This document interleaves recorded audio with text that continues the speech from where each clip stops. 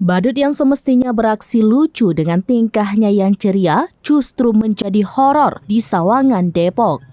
Seorang pengamen badut justru menggunakan ember yang dibawanya untuk memukul mobil yang tidak memberinya uang.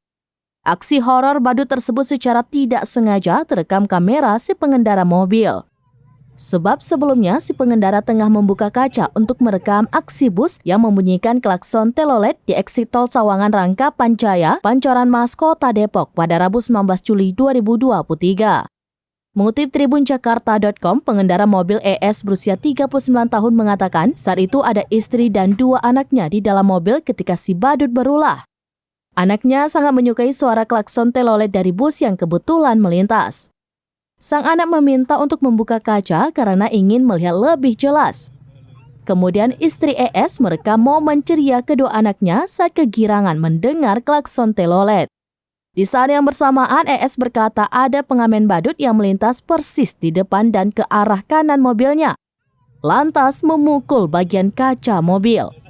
ES pun akhirnya menyadari perbuatan tak terpuji badut tersebut setelah diberitahu sang istri.